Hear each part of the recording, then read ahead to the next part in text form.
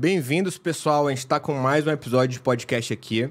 Então, hoje a gente vai falar sobre a importância da proteção dos ativos de IPI nas ações aí de M&A e outros temas também correlatos.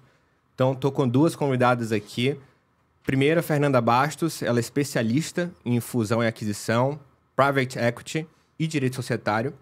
Tem mais de 20 anos de experiência e já fez aí mais de 28 bilhões em transações de fusão e aquisição e operações de direito societário. E a segunda convidada, Rafaela Guerrante, que é engenheira química e foi examinadora de patentes nas áreas de fármacos e agroquímicos.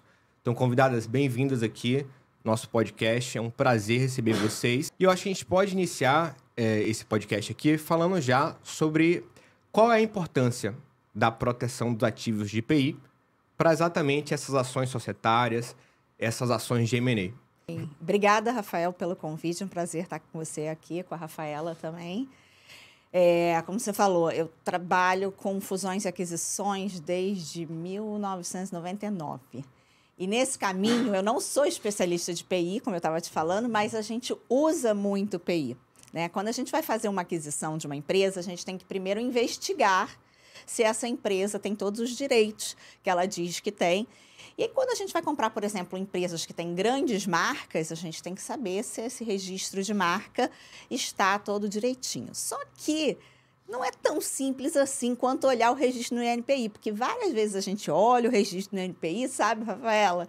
Está tudo ótimo, e aí vem uma ação de desconstituição do registro e a gente fica louco. Então, dentro desses 20 anos, eu já trabalhei com muita coisa assim, tanto de analisar antes da aquisição, quanto depois a gente lidar com conflitos judiciais de disputa de marcas. E também a minha última experiência que abriu novos olhos para mim foi dentro da área de mediação, também de mediar conflitos de marca, da mediação empresarial, que era uma coisa que eu não acreditava, e que achei que foi bastante frutífero. Bem bacana mesmo. De fato, a gente estava conversando ali, né, no background, que às vezes a pessoa não se atenta a isso. Ela não se atenta à proteção desse ativo, e aí depois, né, a primeira pergunta que ela recebe ali no processo, até para receber o investimento, muitas vezes. Não no processo de M&A, mas antes disso. Então, antes disso, o investidor ele pergunta, você já registrou sua marca? Já registrou essa patente? E se a resposta for não, as chances elas diminuem substancialmente da pessoa adquirir aquele investimento, né? É que isso é um M&A, né? Toda vez que a gente tem alguém entrando no capital ou saindo do capital, investindo ou desinvestindo, isso já é considerado uma fusão e aquisição. Não é fusão, mas é a aquisição daquela participação. E aí, como você falou, ninguém quer botar o dinheiro onde não tem certeza se o negócio está certo. Com certeza. Então, ele vai ter que olhar tudo bem direitinho, ver se tem os direitos. E uma coisa também acho que é interessante falar aqui da área de fusão e aquisição relacionada à PI, que eu vejo bastante, é que, às vezes, uma determinada empresa tem um direito de propriedade intelectual. Aí vem alguém para mim e fala assim, eu vou comprar aquela empresa ali, comprar uma participação, assim, vou comprar 10% daquela empresa, porque eu quero ter direito, aquele direito que a empresa tem. E aí você tem que explicar para a pessoa que o fato de você ser sócio de alguma empresa não dá direito a você ter os direitos de propriedade intelectual. Então, a mesma coisa que falar assim, eu vou comprar 10% da Apple e aí eu vou ter direito às tecnologias da Apple. Não faz sentido, né? É o tipo de contrato, né, que a pessoa faz. Então, tem que ter atenção ali substancial no tipo de contrato e nesse contrato quais são as cláusulas de IPI, né? Exatamente. Então, você falou ali da Apple, e eu me lembrei do caso do Facebook. Eu nunca estudei esse caso a fundo, mas tem aquele filme do Facebook que conta a história de criação do Facebook, e eu me lembro que no filme, né, e isso de fato ocorreu, por uma operação ali societária, eles conseguiram excluir o Eduardo Saverin, né, do Facebook e também tirar ele de todos os direitos de IPI.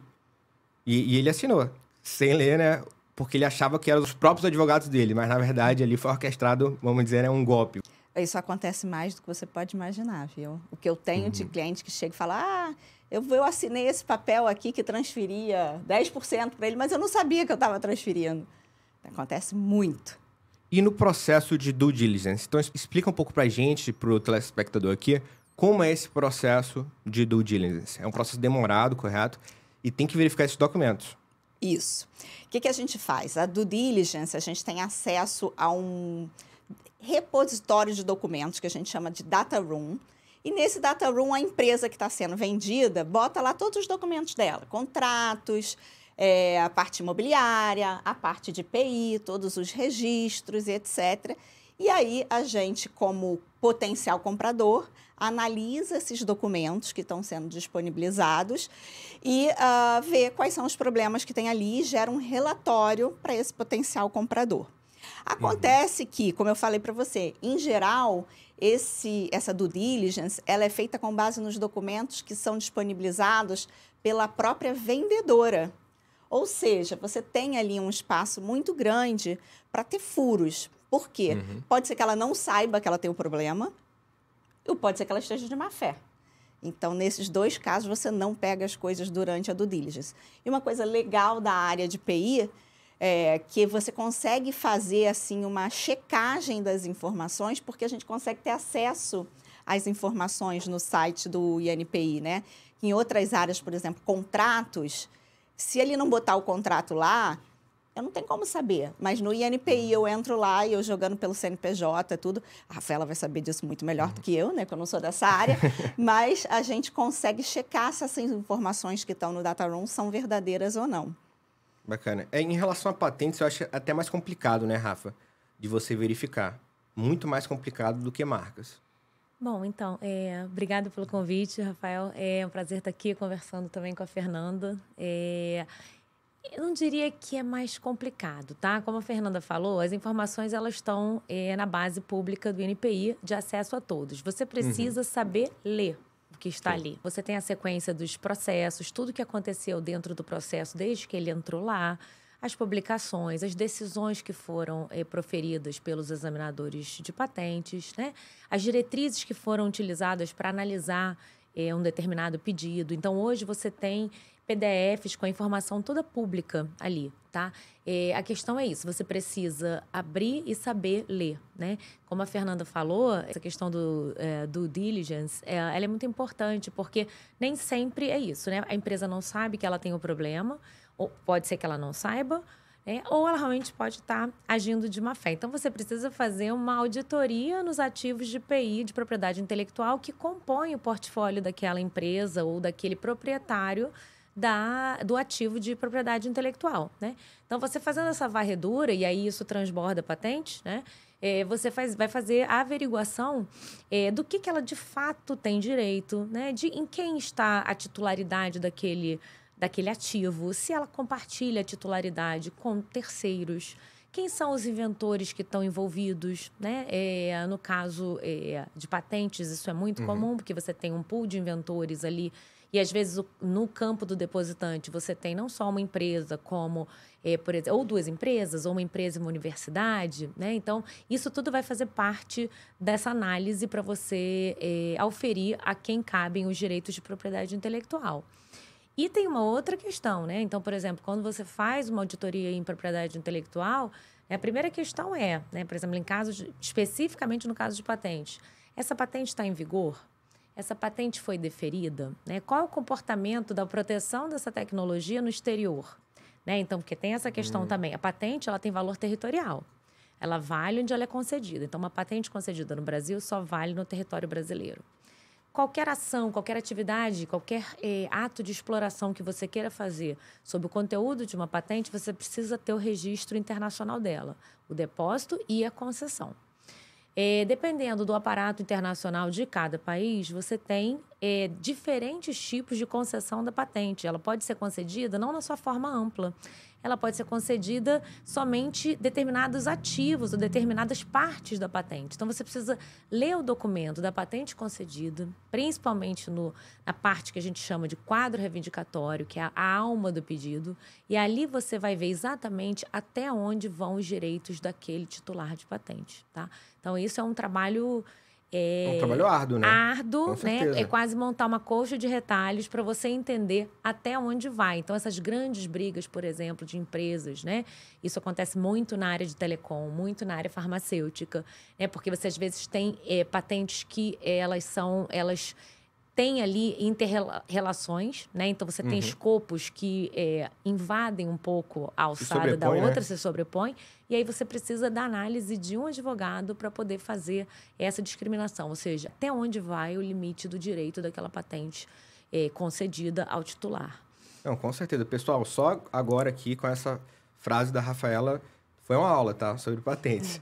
Não, e importante, hein? Um advogado especialista. Não me chama um advogado societário para ver isso, não. Isso, com certeza. E eu estava até falando com um advogado que ele é especialista em PI e ele estava me contando um caso de uma startup que estava participando de um processo de M&A exatamente para receber esse funding inicial. Não era nenhum valor exorbitante, mas acho que era já R$1 milhão, alguma coisa desse tipo. E eles receberam esse valor e aí depois, na etapa seguinte... E por que eles receberam esse valor? Porque eles tinham a proposta de fazer uma patente. Exatamente era essa a proposta.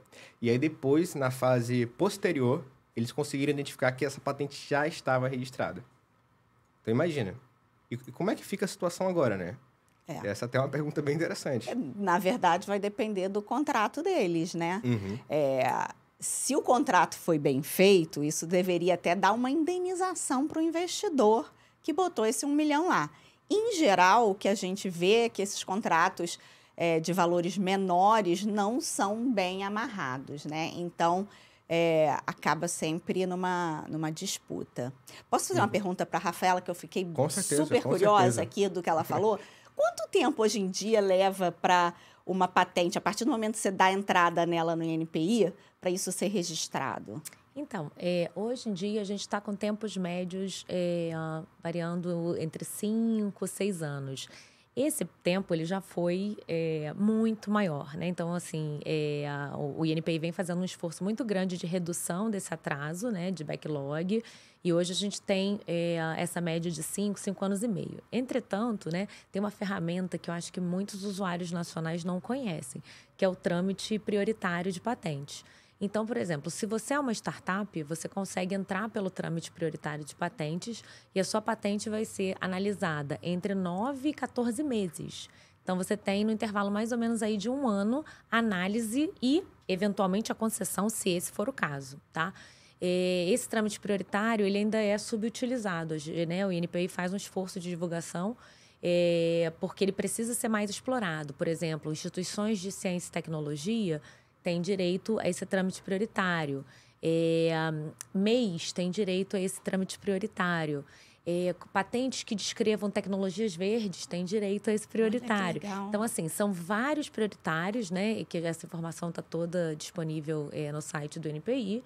E você pode entrar por essa fila, né? E, por exemplo, se você faz até uma parceria, por exemplo, para depositar um pedido em conjunto entre uma empresa, uma grande empresa, e uma startup, se esse for o caso, né, uma grande empresa, se ela não tiver, por exemplo, uma tecnologia verde ou uma patente farmacêutica, né, algo que preenche os requisitos de um trâmite prioritário, em ela tendo uma startup como codepositante, ela pode fazer o uso do trâmite prioritário. É uma estratégia processual, né? Adorei. Que muita gente desconhece, né? Então, a gente agora que vem... eu trabalho muito com mentoria de startups, então, nas conversas que a gente tem, nos tipos de dúvidas até e de desafios que eles levam, né, para a gente como mentora, uma questão é essa, né? Essa questão da partilha dos direitos entre codepositantes, né? Então, você tem ali ou... tecnologias desenvolvidas em parceria com empresas ou empresas que se aproximam para investir na tecnologia que já foi desenvolvida pela startup e aí começa ali uma negociação, que é contratual, claro, a quem vão pertencer os direitos de IPI advindos daquela parceria, né? Então... Sempre tem um contrato à parte, então, também. Sempre tem um contrato à parte, porque como a Fernanda falou, né, o fato de você investir numa empresa que já tem portfólios ativos de IPI protegido não significa que você tem direito aos ativos de propriedade intelectual, né? Isso tudo é regido em paralelo, em contrato. Né? O que acontece é que uma empresa tendo ativos de propriedade intelectual em seu nome, você tem uma valoração do portfólio, né, de ativos da propriedade da empresa. A empresa é valorada por N fatores. Um deles, né, são os ativos de propriedade intelectual. Então, assim, as próprias startups, elas também são valoradas e avaliadas pela proteção dos ativos de propriedade intelectual. Porque um investidor não vai querer colocar um dinheiro ou negociar uma tecnologia sem ter a garantia de que aquilo ou está protegido ou, pelo menos, que ele tenha um mapa de atuação no mercado, por exemplo. Às vezes nem tem mais chance de proteger. Mas como é que está aquele mercado no Brasil para aquela tecnologia? Mesmo sem proteção, é um mercado favorável à entrada, por outros fatores, né? Ela não tem patente no Brasil, mas ela tem uma patente no exterior, de repente, num mercado que seja de interesse da empresa. Esse seria um mapeamento tecnológico, né? Esse é um mapeamento tecnológico, né? Então, a gente... Esse é um outro braço da propriedade intelectual, né? Porque você tem o braço que rege a questão, né, da proteção, né, e do direito de exclusividade, que é temporário, né? E você tem o outro lado do sistema, ou seja, com a informação que é pública, que é tornada disponível nos bancos que estão disponíveis hoje na internet, a gente consegue fazer um mapeamento estratégico daquela informação que podem levantar essas informações. Oportunidades, né? Oportunidades de mercado, quem são os principais players, se há trabalhos em parceria, né, codepósitos, que a gente chama.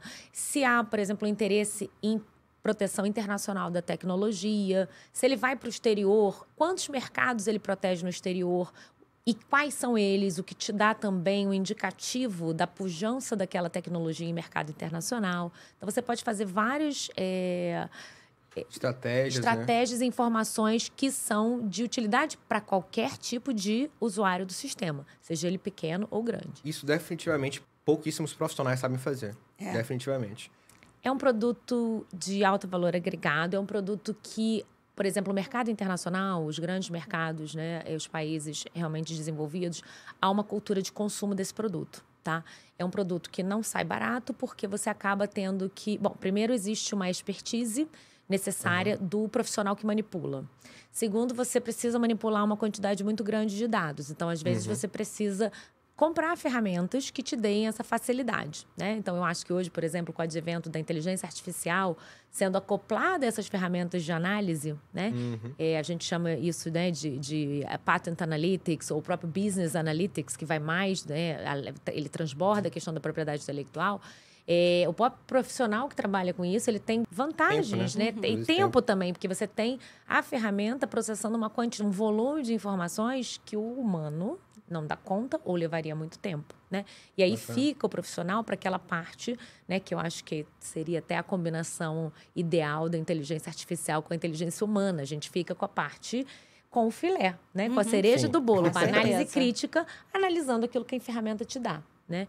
E aí acaba que você agrega um valor, né, de ferramental grande, quer seja de ferramental ou de especialistas. Então, é um produto que tem custo e, às vezes, o nosso mercado nacional ainda não tem cultura de pagar. As multinacionais que aqui estão, normalmente, estão ligadas à matriz, e a matriz está no exterior e já consome esses produtos. Eles acabam fazendo as encomendas no mercado internacional. Entendi. É um trabalho também mais consultivo, né? E o brasileiro, ele tende a valorizar menos, muitas vezes, o trabalho consultivo. Com certeza. Só quando o negócio aperta, né? Sim. Isso que a Rafaela falou me lembrou uma coisa assim, que eu falo muito para os meus alunos, que advogado não faz avaliação. A gente faz avaliação jurídica, mas a gente não tem como dizer quanto vale financeiramente, por exemplo, uma patente, né? E aí você está falando desse profissional que... dentro de uma empresa, você tem uma série de ativos, né? Pode ter ativos imobiliários e você vai ter pessoas que são mais indicadas para rever valores de imobiliário. Nesse caso, quem é esse profissional que faz essa avaliação do valor da patente? Se eu tivesse, assim, olha, um cliente que quer investir na startup do Rafael, quem que eu indicaria para ele para avaliar o valor financeiro, econômico, de mercado de uma patente? Sim, normalmente são advogados de propriedade intelectual, especialistas e especialistas em valoração de intangíveis, né? Que é essa classe. Então, assim, é muito específico. Você tem várias metodologias de valoração, né? Então, assim, até em função de uma metodologia diferente, você tem resultados diferentes, tá? Não é um trabalho simples, né? Então, assim, além de você ter que empregar uma metodologia, como eu disse, você tem quase que montar uma colcha de retalhos para você definir exatamente até onde vai o escopo de proteção e o conteúdo de proteção, né? E avaliar esse valor no mercado. Exatamente. E abrangência internacional, abrangência nacional. Então, o melhor profissional para isso é um advogado especializado em valoração de intangíveis. E existem vários no mercado. Essa parte subjetiva e o objetivo desse profissional é conseguir tangibilizar tudo isso e botar um número final. A gente estava falando, né, sobre grupos de networking, etc., e eu participo de um grupo onde só existem advogados em PI ali no grupo, e mesmo assim não é todo mundo que faz esse trabalho, né, de valoração de um ativo intangível. Então, nesse grupo, eu vi um dia o pessoal perguntando indicação, exatamente sobre isso. Né, sobre, eu preciso de indicação aqui de uma empresa, de um escritório que faz essa valoração de uma marca, no caso, era uma marca. E aí o pessoal deu algumas indicações. E falando sobre tudo isso, me veio à cabeça aqui que qualquer atividade sempre vão existir alguns níveis de complexidade. E muitas vezes as pessoas elas acham que é muito simples. Então, por exemplo, um acordo societário. Qualquer um consegue fazer o acordo mais básico, mas existem níveis de complexidade naquilo ali. Né? Um registro de marca é a mesma coisa. Né? Se você botar ali uma criança de 15 anos, vai ensinar para ela vai conseguir fazer. Mas, além disso, a estratégia processual. E você vê as implicações futuras daquilo. Aí sim você vai se diferenciar como um profissional e você vai conseguir, consequentemente, né, subir o seu ticket, subir a sua hora. Com certeza. Então, qualquer atividade tem isso, né? Eu vejo muito isso em societário também, Fernanda. O societário, eu digo que a maior complexidade dele é aquilo que não está escrito. Então, você olha, mas isso é muito fácil, deixa eu escrever aqui um contrato. Aí você vai deixando um monte de buraco no contrato, que você só vai saber que os buracos existiam no momento que você tiver um problema, né? Porque ler o que está lá, se disser assim, você vai pagar uma multa de 10 milhões. Aí você consegue comentar, né? Não vou pagar a multa de 10 milhões, não aceito. Mas e aquilo que não estava escrito, que você nem sabia que estava passando por debaixo da sua perna? Então, eu digo que dentro do direito empresarial, a nossa maior dificuldade é ver aquilo que não está escrito. E, para isso, tem que ter experiência. Bacana, com certeza. E PI tem muita conexão, né, com o direito empresarial e direito societário. Então, eu, por exemplo, né, eu tenho empresa de registro de marca também, e eu sempre falo para os meus alunos que eu vejo essa conexão como uma oportunidade. Porque existem vários serviços correlatos que a pessoa registrando a marca, ela pode ofertar também. E, com isso, subir o LTV, o valor que o cliente entrega para ela. Então, por exemplo, a pessoa precisa registrar a marca, mas muitas vezes ela não tem o CNPJ aberto e nem o contrato social. Então, a pessoa pode oferecer, além do registro de marca, fazer o contrato social e, posteriormente, até verbar na junta comercial. Aí ela sai de um serviço que ela iria cobrar R$3.000, no final das contas, ela está cobrando R$6.000 ali para o mesmo cliente. Então, eu vejo muito dessa forma, como uma oportunidade até financeira, essa conexão entre as duas áreas. E eu queria saber de vocês, como é que vocês veem também essa conexão entre o direito societário e PI? Eu vejo assim, eu acho que o societário ele combina muito com várias áreas. Sim. E aí, o que eu indico é para que as pessoas de áreas correlatas como o PI entendam de societário por causa disso. Como você falou, é muito mais fácil você vender um serviço para quem já é seu cliente do que você sair por aí procurando novas pessoas. Então, se você já trabalha com PI, quem sabe você já não faz o contrato do acordo de sócios da startup, né? Que é uma coisa também. Startup, a Rafaela não vai me deixar mentir. Eles adoram fazer tudo ali no fio do bigode e depois, na hora que chega o investidor, fala, cadê o contrato? Quanto é que você tem aqui? Não, eu tenho tal. Não, mas ele me disse que eu tinha não sei quanto. Então, esse é o tipo de trabalho que, nossa, super combina com o PI. E com outras áreas, por exemplo, imobiliário também. Se você já faz, por exemplo, compra e venda de imóvel, por que você não vai fazer a constituição da sociedade para o seu cliente, né? Então, acho que a gente, como advogado, a gente foi treinado a ver tudo muito dentro de caixinhas, né? Sim. E eu acho que um pouco desse profissional mais moderno, não é que ele vai sair fazendo tudo, Sim. mas é ele entender onde que ele consegue agregar mais valor ao serviço dele. Até para indicar, né? Para alguém. Até para dizer, opa, isso aqui é complexo demais, eu vou precisar de alguém que realmente entenda desse gingado. Essa coisa é curioso, né? Porque a gente acha que a propriedade intelectual, ela só aparece quando a gente está abrindo um negócio, né? Quando você tem aí... Quando você fala em propriedade intelectual, bom, só esse termo as pessoas não... Já nem sabem o que é, né? Então, eu, por exemplo, nas minhas palestras, eu costumo perguntar para o pessoal... Pessoal, quem teve aqui acesso, algum momento, contato com a propriedade intelectual? Aí você vê que 1 ou 2 tímidos levantam a mão, né? Claro, se você vai dar aula para audiências que já são letradas, ok, né? Mas está pensando num público mais leigo. Aí eu falo assim, e quem já teve contato com a marca? Aí aquela multidão levanta a mão. E quem já teve contato com patentes? Aí menos gente. E quem já teve contato com desenhos industriais? Ou seja, o próprio termo propriedade intelectual, as pessoas não sabem o que é, né?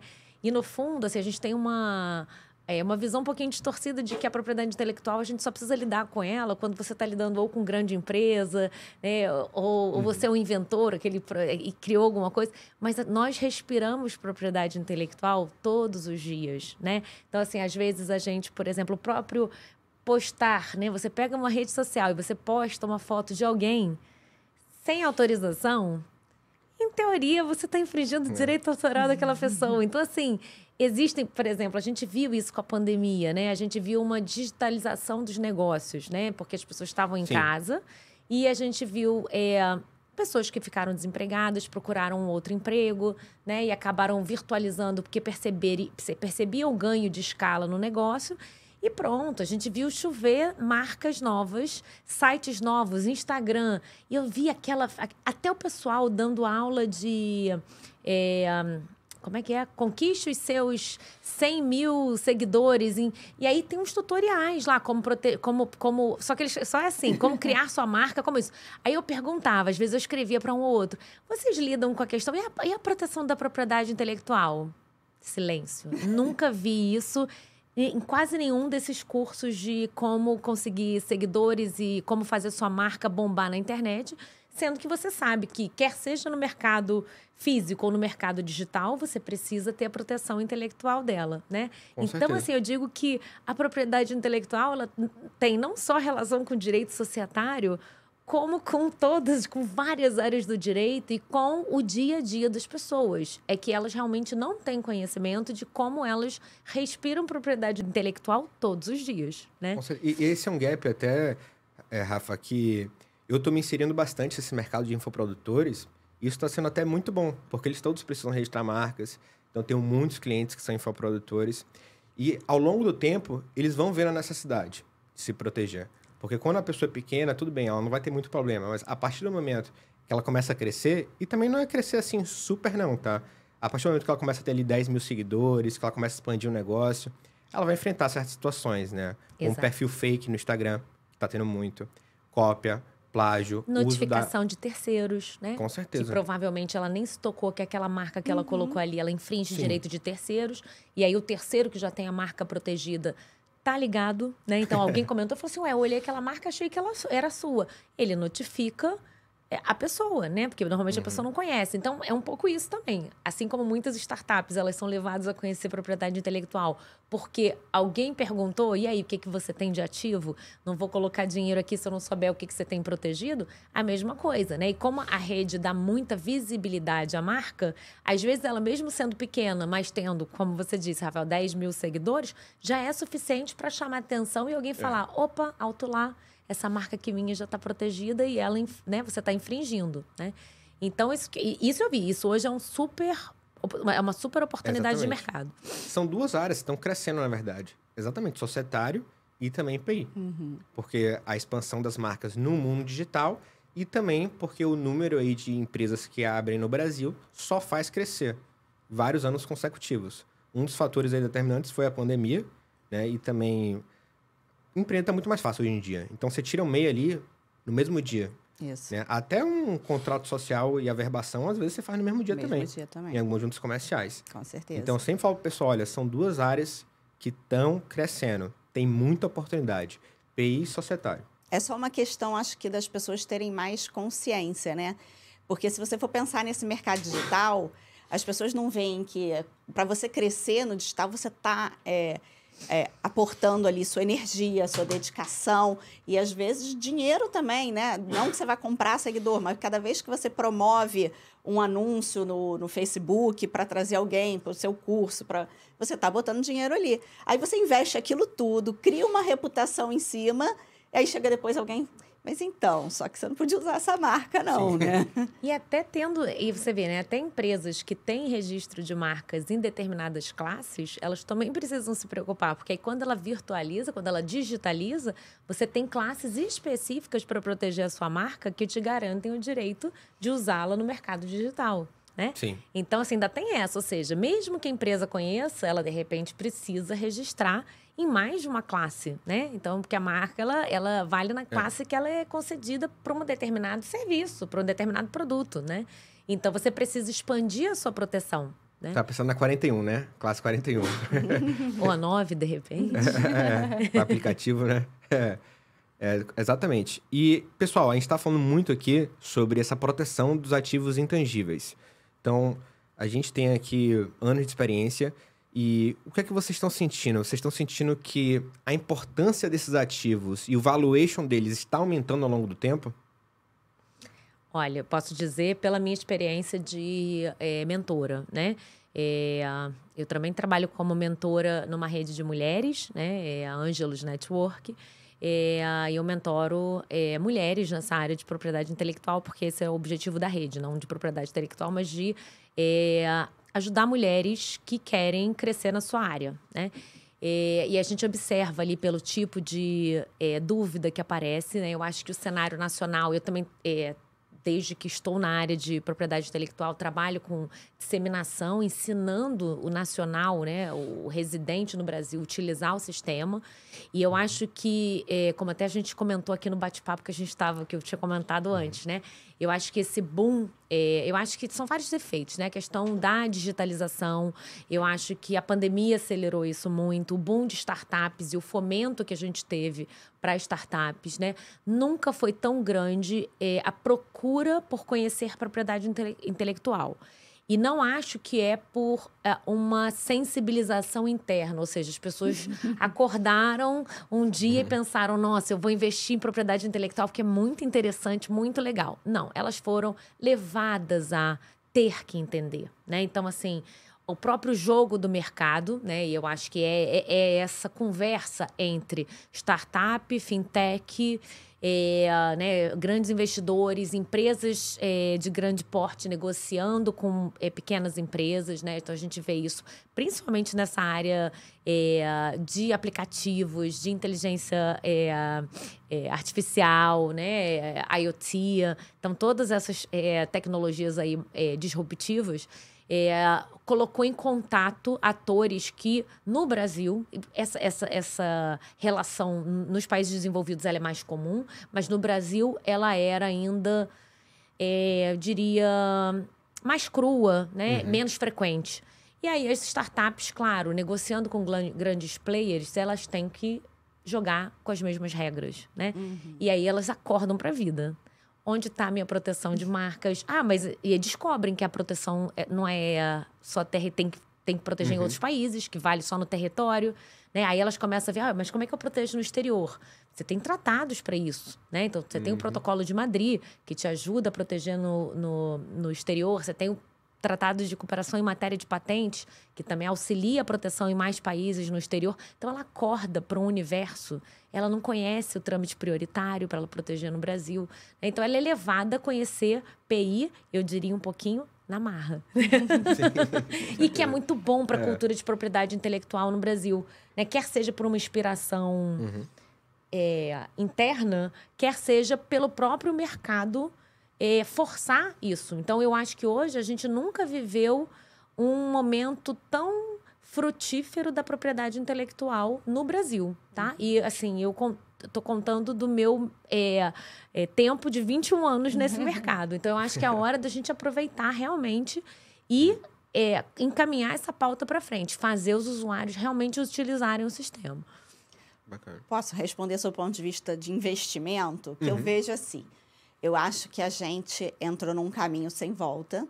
A parte dos intangíveis, eles não têm como não serem mais valorizados e verificados e avaliados e ganharem valor, né, dentro das empresas. E as empresas com intangíveis relevantes ganham cada vez mais valor.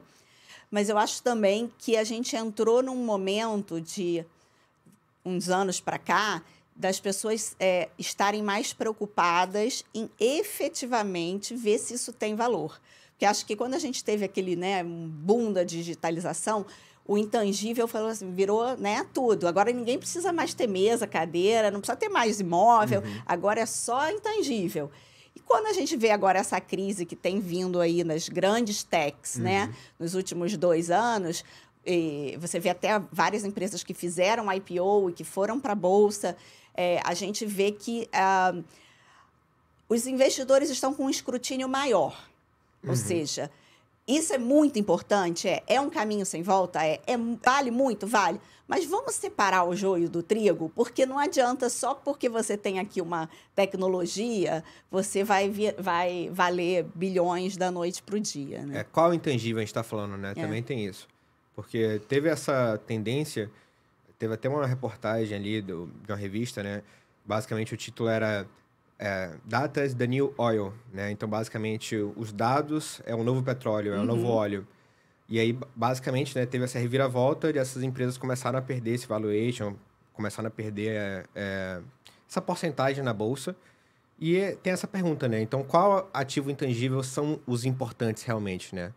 Por exemplo, eu vou dar um exemplo, né, prático disso. Você tem, por exemplo, a marca, ela vale 10 anos e você pode prorrogar ela indefinidamente. Então, é um ativo que uma vez que você tem a sua marca concedida, em teoria, a gente pode dizer, se você perpetuar nessa prorrogação, você vai ter a sua marca para o resto da sua vida. Claro, se você fizer mau uso, se você não explorar, tem outras questões legais. Mas vamos dizer que você está atendendo a todos os requisitos legais, então a marca é sua ad eterno. Tem que pagar os decênios, né? Sim. A cada 10 anos.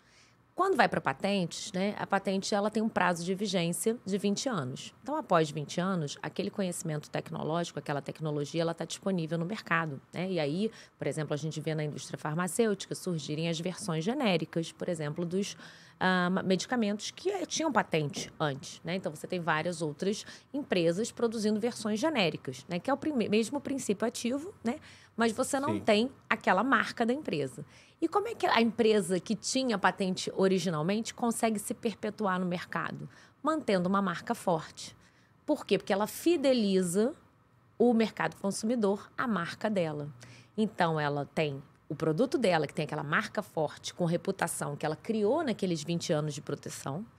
A patente cai em domínio público, você tem a produção dos genéricos e, vamos dizer, uma enxurrada de concorrentes no seu mercado, mas você tem uma parcela do mercado fiel ao seu produto, porque quando você detinha a patente, você fidelizou ele com a marca. E como a marca você tem proteção ad eterno, caso você renove, você consegue manter o mercado com uma patente expirada.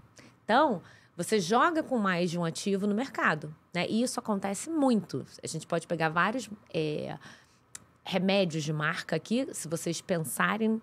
E existe isso, não dizendo que os genéricos não seriam versões confiáveis, né? Eu consumo genéricos sem problema nenhum. Mas tem pessoas que chegam Tem muita gente que não compra. Eu só compro daquela marca. Sim. Entendeu? Por quê? Porque é fiel à marca. Porque ele sempre usou aquilo, né? E ele sempre confiou naquele produto. Então, aquela, né? Isso que você está falando, a fidelização do produto à marca. Então, isso também é uma estratégia de perpetuação no mercado. Posso fazer uma pergunta? Quando a gente tem uma coisa assim que me chamou a atenção em algumas operações que eu fiz no setor de cosméticos, é que nem todas as fórmulas dos cosméticos elas são registradas como patente. Na verdade, a grande minoria eles registram como, tipo, essa fórmula é minha, né? Eles vão mais na proteção da marca. Por quê? E aí eles me explicaram por quê. Existe uma mudança muito rápida nesse mercado do que é considerado hoje, o que a consumidora está querendo, porque daqui a 2 anos a consumidora já não quer mais o, sei lá, óleo de jojoba, quer outra coisa. E aí, com isso, a fórmula em si acaba ficando... ela muda muito e acaba ficando obsoleta. Eu imagino que isso é uma coisa que também, hoje em dia, acontece muito com tecnologia, né? A pessoa vai lá e registra uma patente de uma determinada tecnologia, mas a tecnologia muda muito rápido. Como fazer a proteção dessas tecnologias e dessas... tecnologia não apenas, né, digital, mas conhecimento, esse conhecimento aplicado, mas que tem essa mudança muito rápida. Tem alguma forma de proteger isso? Então, você tocou em vários pontos, eu acho que me suscitam aqui várias questões, assim.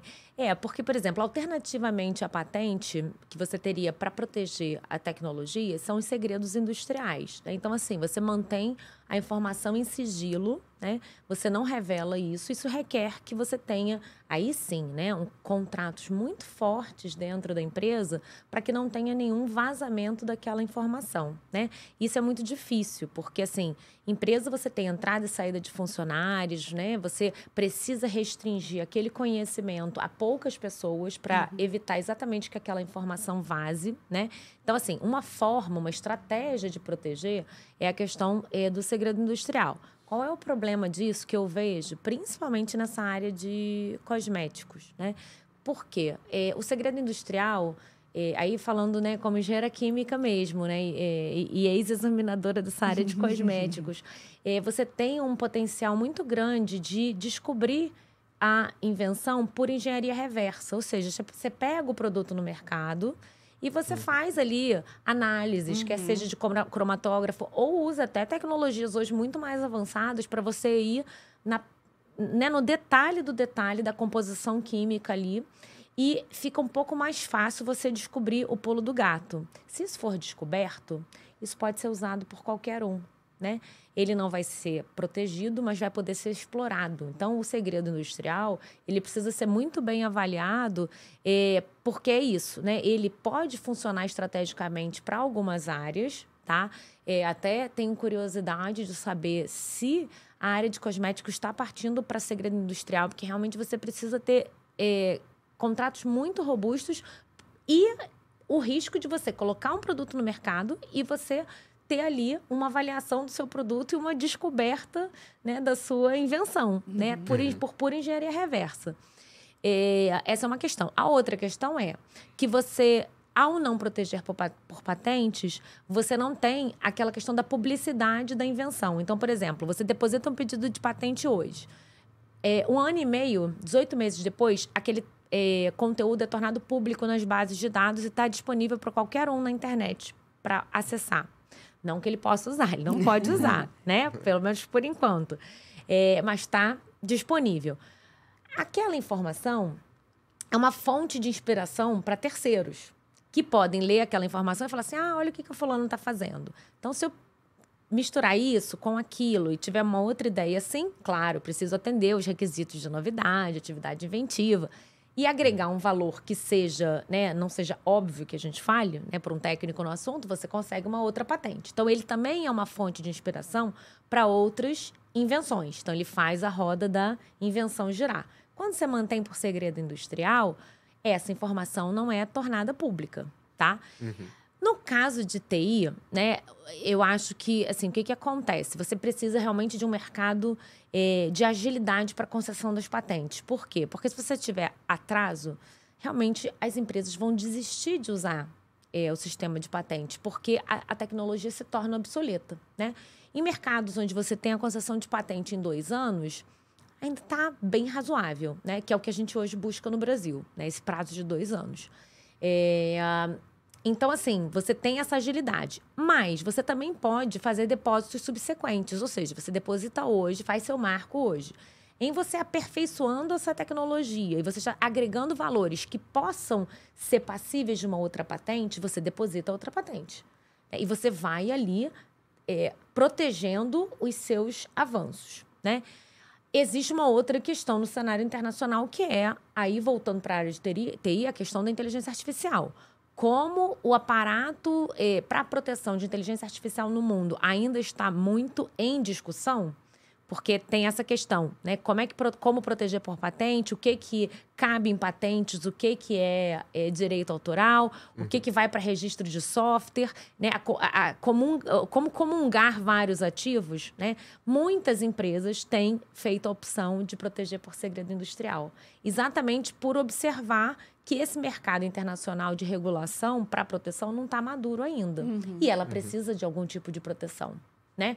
Agora, a gente só vai ver o quão vulnerável está esse segredo industrial, né, há essa engenharia reversa, que eu acho que no caso da inteligência artificial é um pouquinho mais difícil de você fazer essa engenharia reversa, diferentemente dos cosméticos.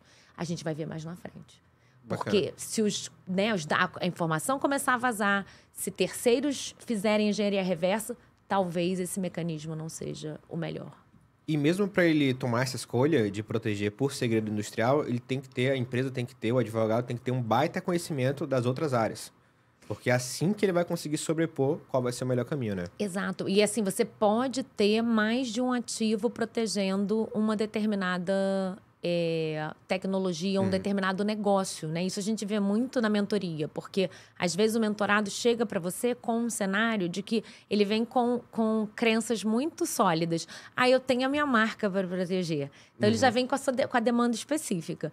Aí você vai fazer quase que uma auditoria em PI. Você vai tentar mapear tudo que ele tem no negócio dele para poder ver o que mais ele pode proteger.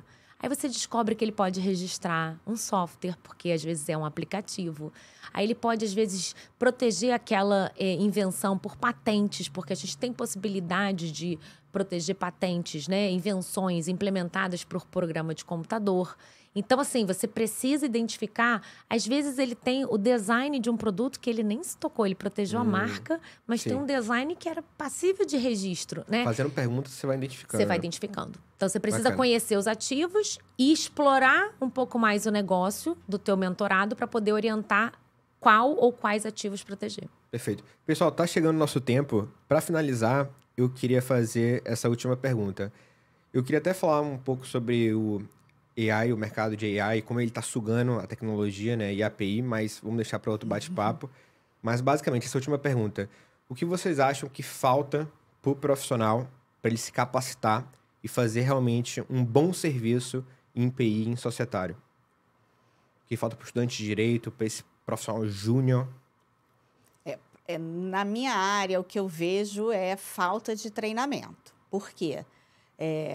O direito empresarial que a gente aprende na faculdade não é o direito empresarial que existe na prática. Então, existe um gap aí muito grande entre a teoria e a prática. E enquanto a gente tem pessoas no Brasil inteiro pensando o direito empresarial como aquele direito empresarial que ele estudou na faculdade, ele está muito distante de entender o que é realmente ser um advogado de direito empresarial, de societário, etc. Então, acho que a gente tem que desmitificar, entender o que é efetivamente esse direito empresarial prático, né, que a gente está discutindo aqui, e aí ter treinamento em cima disso, porque na faculdade, pelo menos na minha faculdade, ninguém me ensinou isso. Olha lá, eu fui aprendendo até promissora e olha lá, né? Bacana, Fernanda. Eu acho que a propriedade intelectual caminha na linha que a Fernanda falou, porque a gente não tem a cultura da propriedade intelectual inserida nas grades de ensino, né? Sim. Não vou falar nem de ensino médio, que é como, por exemplo, nos Estados Unidos, você tem ali as criancinhas tendo curso, né, de criatividade e vamos inovar desde pequeno, né? Nas escolas. Mas que fosse, por exemplo, nos cursos, né? Em todos os cursos, eu acho, não é só pensar na engenharia, né? Eu falo que eu tive muita sorte de, na engenharia, ter tido uma matéria eletiva, ou seja, nem era obrigatória, então escolhia quem queria. E nem era de propriedade intelectual, era de gestão da inovação, mas foi o primeiro contato que eu tive e eu acabei depois fazendo mestrado e doutorado nessa área, porque eu me encantei, com uma pessoa que dava um módulo de propriedade intelectual. Imagina, então, era um módulo de propriedade intelectual dentro de uma disciplina que não era de propriedade intelectual e ainda era eletiva. Ainda era facultativa, né? Ou seja, não era da grade, então, assim, as pessoas colocavam se queriam, né? Então, a primeira questão eu acho, inserção da propriedade intelectual em nível universitário. Porque, assim como a Fernanda falou, as pessoas se deparam com propriedade intelectual quando elas chegam no mercado, né? Ou, por exemplo, começa na universidade, até uma forma bacana, porque nas universidades hoje a gente tem visto esses grupos, né, de inventores montando startups, querendo inovar, e aí eles se deparam com a propriedade intelectual. Provavelmente não tiveram nada de formação de propriedade intelectual. Mas também é uma forma bacana de aprender, porque é uma forma prática, tá? Então, isso é uma outra questão. Eu acho que, além da gente ter essa cultura inserida, primeiro nas grades universitárias, como disciplina obrigatória, não adianta ser letiva. Então, nem no direito ela é uma obrigatória. É verdade. Ela nem é no direito, né? Então, assim, imagine, nos cursos técnicos, não há. Sim. Tem uma ou outra universidade no Brasil, assim, contando a dedo, tá? E indo para trás, ensino médio. Também não há nada que estimule, né, criação, criatividade, inovação, os conceitos, né? Então, esse é um outro ponto. O outro ponto seria trabalhar de forma prática, porque eu, assim, que capacito muito em propriedade intelectual há muito tempo, que eu percebo, melhor forma de aprender, eu vejo, na propriedade intelectual, não são só os cursos, são as mentorias. Porque a mentoria é prática. Então, assim, o curso, ele te tira da inércia, te dá aquele cenário, aquela pintura geral do quadro.